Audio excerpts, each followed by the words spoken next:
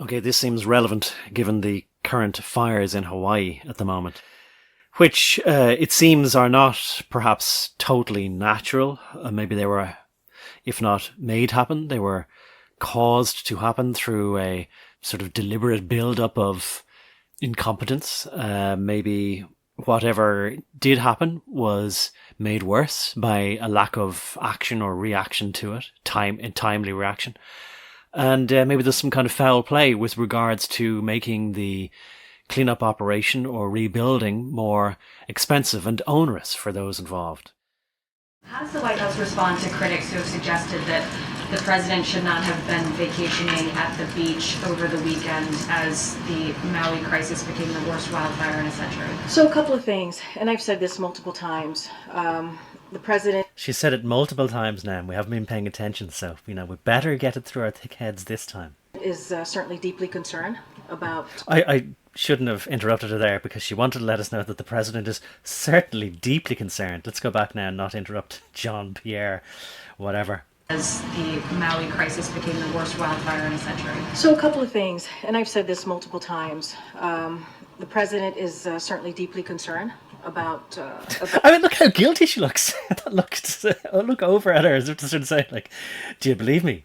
Do you believe me?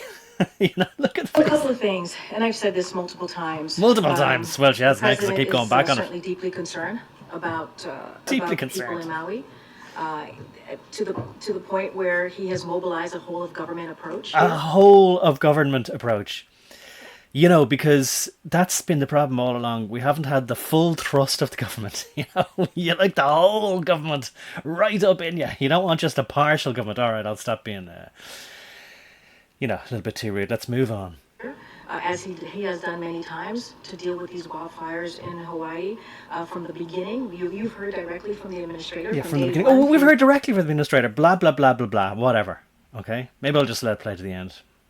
Has been on the ground dealing with this. There's more than 300 personnel, FEMA personnel. We talked about the 50,000 meals. We talked about... Okay, they've talked about these things, but we haven't been listening.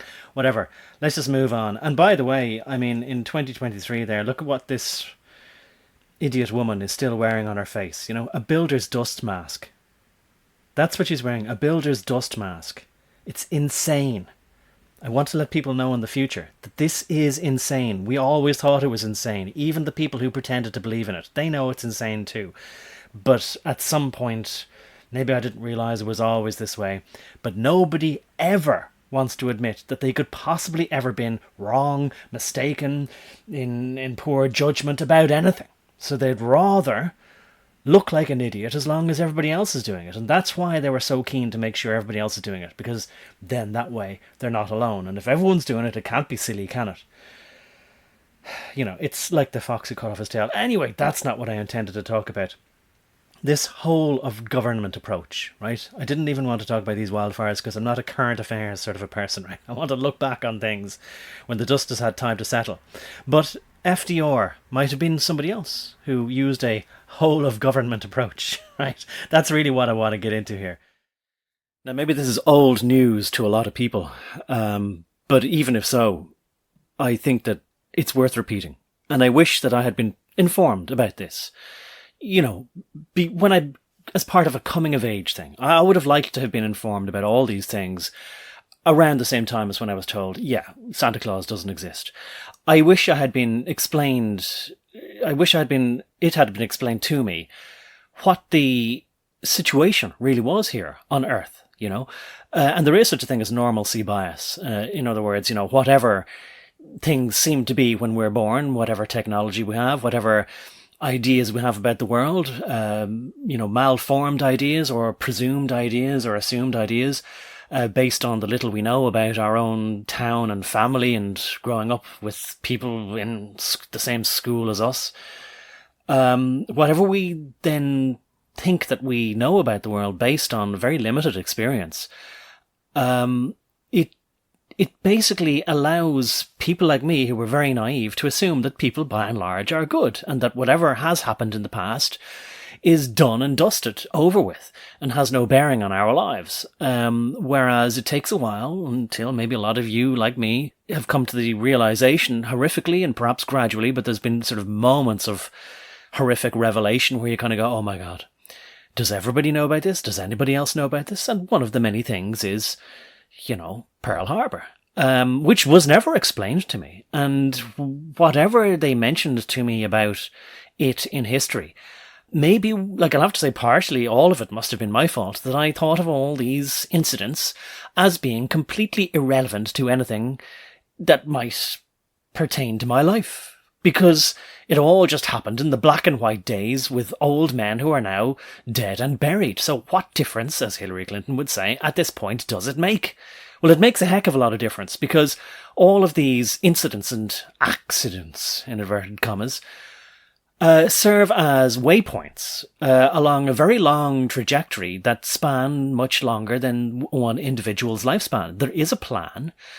When you see all of these data points and you take the, as they like to say in business, 30,000-foot view, in other words, the top-down view from a much longer, it's not necessarily higher, but from a much wider point of view, that you get to see, imagine a historical timeline laid out in front of you on the ground that is much easier to see the straight lines between, or the curve, or the arc of the story, which isn't visible when you're on the ground because you've no way to put it into context. There is no perspective from which to view these things in a way that allows you to join the dots, in other words, or metaphorically.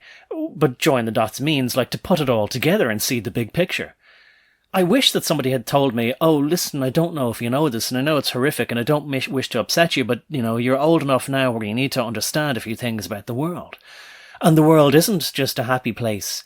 And I don't know how to explain it to you, but all of your compatriots, all of your school friends will all grow up to be people who inherit the roles of these roles that are currently maybe still in effect or being played by old men who are about to die. Some of your young toddlers or school children friends will grow up to be those same men. They'll play the same roles. That's one of the terrifying things that you realize when you start getting into middle age. It's not that all these old men just die and then that's the end of their endeavours. They have brought up people as their apprentices, and they carry on the grand plan by fulfilling their roles. And there seems to be a semi-conscious aspect to this, where they know what they're doing, but they even hide their own deeds from their own eyes or from their own conscious minds to a certain percentage. They never seem to be fully aware, and maybe part of that is the human condition, where people are just so used to lying to themselves, because that's the first point of order. That's the first step in the sequence of the chain of events, where you get to become a better liar towards other people, where you become the deceiver of others, when you're able to successfully pull the wool over your own eyes. So I wish they would have said, hey, listen, the leaders of the free world, the people who are in control of our countries, murdered, assassinated the president, the most popular president of the 1960s, maybe ever in America.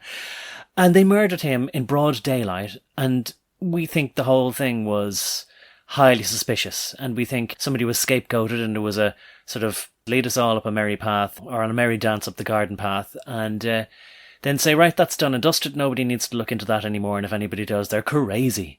Well, we don't like to say it publicly, but most of us adults here don't think that we've been told the truth, and we think that we've been lied to about a lot of things. That's what we think, and we'd like you now to join the adult world.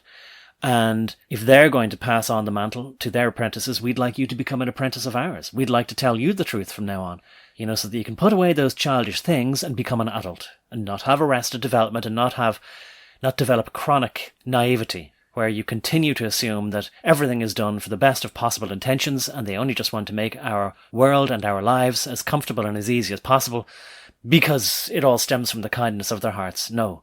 These people want control, and they don't want to do anything particular with that control. They just want to control you because they enjoy subjugating other people. And they'll maybe lie to themselves and say that it's necessary for world peace or whatever. But world peace means them on top with their boots on all of our necks. And they'll use all of your little school friends when they grow up to help them in achieving this plan. So, very long introduction, but I can't help doing these. But maybe it's to just sort of say that somewhere put amongst whatever videos I've put out, there might be some kind of complete reflection of my honest assessment of the situation should anybody encounter them at some time in the future. I'm speaking to you now from the year 2023, Anno Domini. But that'll be illegal to say in the year of our Lord, 2023 years since Jesus Christ was born. Not that I'm an ardent believer either, but if they tell me I can't say it, then I'm going to say it, because I'm obstinate like that. Anyway, getting on to it. What's another big event that it wasn't explained to me? I did do history, but I don't really know if I got a sense of the importance of this. It got Japan into the war. It got America into the war, because Japan allegedly attacked the United States for no reason at all. But I don't know if they said it to me in our history books that America wanted Japan to attack it so that it would have the appearance of a legitimate reason to enter the war with Britain against Germany. So I'm going to give you a little bit of a summary from an article, and maybe I'll go ahead and read the whole article at some point in the future as well. But I'm just going to read a little summary that I made about the case for why there is a solid ground upon which we can stand while we make the assertion that Franklin Delano Roosevelt wanted the attack to happen in Pearl Harbor in Hawaii, that if he didn't deliberately plan it and engineer it, it's like a lot of these events where they know about it, they foment the conditions under which it can occur, and so they're expecting it, and they may not know the exact day, but they're listening out for it, and when it does happen, they allow it to happen. And so maybe they didn't do it exactly themselves, but they allow it to happen, and they are ready with their plan to take advantage of it happening. Maybe they also do their best to exacerbate it, to worsen the effect of it, and certainly to make it easier for them to capitalise, to gain in some way, not just financially, perhaps politically and every other way, from the aftermath of the event happening. Right, so I'll start reading now. In 1940, Admiral J. O. Richardson, the US Navy's fleet commander, was fired after he protested FDR's decision to move the fleet from its normal berthing on the US West Coast, and I think it was mostly in California at the time, to Hawaii. Admiral Richardson's replacement, Admiral Husband E. Kimmel, interesting, Kimmel, I wonder if he's related to the current-day late-night talk show host, who is terrible, by the way, objectively, believed that Washington, D.C. would notify him of any intelligence pointing to attack. Although the US had broken Japan's secret diplomatic code known as Purple, similar to how the British had used Enigma machines to break the German code, Admiral Kimmel and his army counterpart in Hawaii, General Walter C. Short, were not given access to these communications. Otherwise, they would have known that the War Department, and by the way, I appreciate that they called it the War Department rather than the Defense Department. So at some point in history, they changed that to a euphemism. Oh no, it's not war. Oh no, it's just about defense. So even then, there was a lot more honesty in what they were doing. Anyway, the War Department had decoded a Tokyo to Honolulu dispatch on October 9th, instructing the Consul General, that's the people in the Japanese ambassadorial residence on the island of Hawaii, instructing the Consul General to divide Pearl Harbor into 5 specified areas and to report the exact locations of American ships therein. After meeting with President Roosevelt in October 1941, Secretary of War Henry Stimson wrote in his diary, and I'm maybe sort of slightly cutting this short here, but these are his words, and I don't think it's mischaracterizing. We face the delicate question of the diplomatic fencing. And by fencing, he means not putting a fence around something, but like, the parrying with swords, the jockeying, jostling for position in order to strike the decisive blow. So we face the delicate question of the diplomatic fencing to be done so as to be sure Japan is put into the position of firing the first shot. On November 18th, a message was intercepted which said that if war was imminent, the phrase Higashi no kazeame, meaning east wind, rain, would be repeated 3 times during a weather forecast.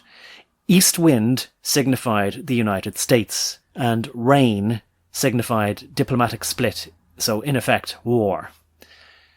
On December 4th, Higashi no Kaze Ame was indeed broadcast and picked up by Washington intelligence.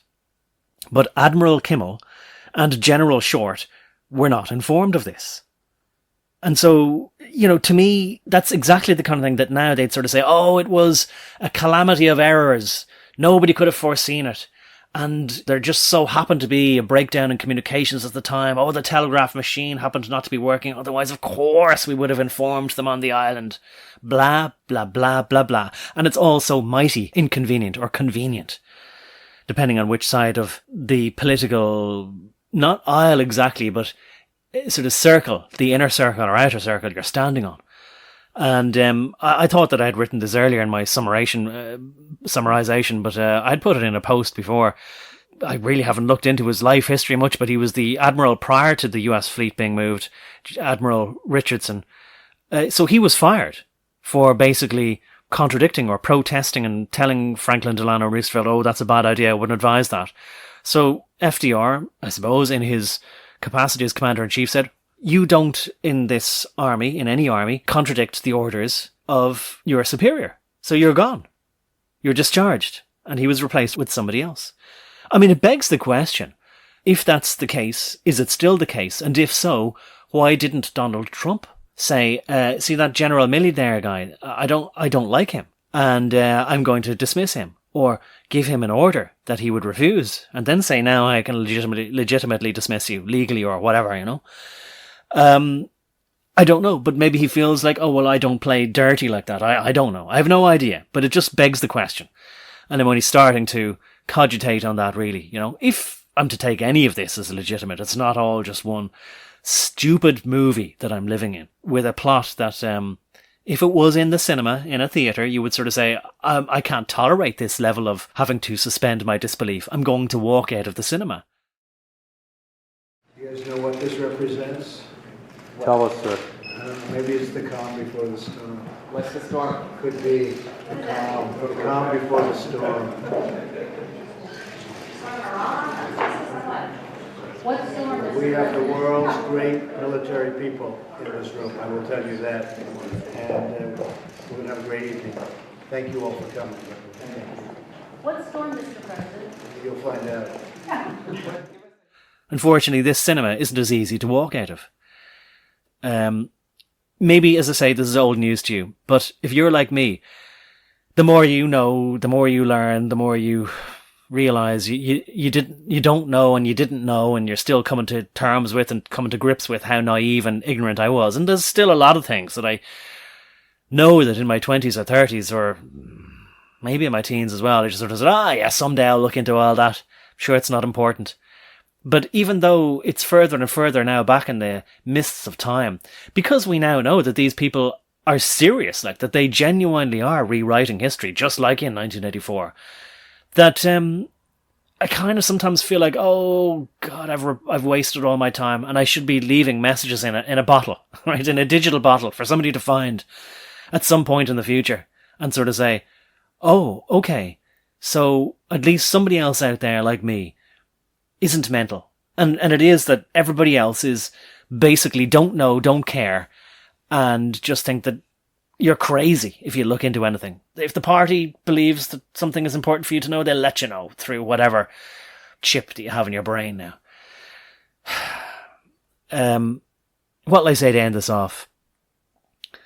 History keeps repeating, and we need to know all the main waypoints. Why? Well, look, I suppose we're supposed to do our homework. I'd like to just sort of say everything is a crock of lies and everybody in charge is a liar. But then where do you go from there?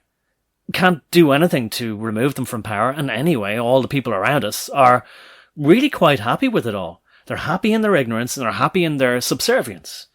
Even if they come to know anything, they still don't care. They sort of say, well, it was all just done for the best of reasons and let's just move on. Actually, they don't even say it was all just done for they just say, look, stop living in the past. What's done is done. We are where we are. Let's just move on. Because people are cowardly and they never want to admit that either. And they never want to be wrong. They feel like, well, if I'll have to get into that, I'll have to feel a sense of responsibility or guilt, and I certainly don't want that. So this is all a mug's game. I don't know why I'm doing this, or why any of you would listen to this, or why any of you would keep basically making life more difficult for yourself, just like I keep doing, by keep looking into things, or keep trying to tell anybody anything. I don't know why. Maybe it is crazy to keep beating one's head against a brick wall. Right, that's what I'll end on. Thanks for listening. Talk to you next time. Yeah, one last thing. This is a postscript, so I had to think. Prince, do you remember him? The guy who partied like it was 1999? Well, he was fairly clued in. I mean, if you go back and look at some of the videos that are on YouTube about him talking, he knew what was up, especially with his insight into how the music industry ran. Was he aware of this? Maybe he was somebody who looked into a lot of things in times prior to the internet having all this kind of stuff on it. The Japanese code was called purple, and the code word or the code phrase was east wind and rain. East wind, comma, rain. So when he was singing Purple Rain, whatever that was supposed to mean, well, was it supposed to be nonsensical? So we'd all look into, what's this Purple Rain stuff mean?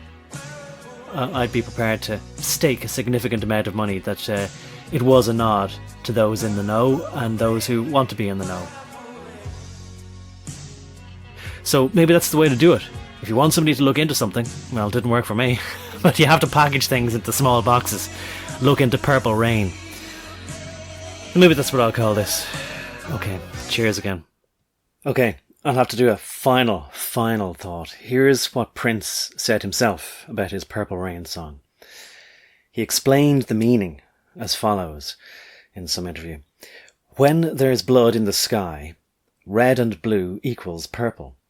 Purple rain pertains to the end of the world and being with the one you love and letting your faith or God guide you through the purple rain. The title track of Prince's preceding album, 1999, included similar references to a doomed ending under a purple sky. I was dreaming when I wrote this, so forgive me if it goes astray. But when I woke up this morning, could have sworn it was Judgment Day. The sky was all purple. There were people running everywhere, trying to run from the destruction. And you know, I didn't even care.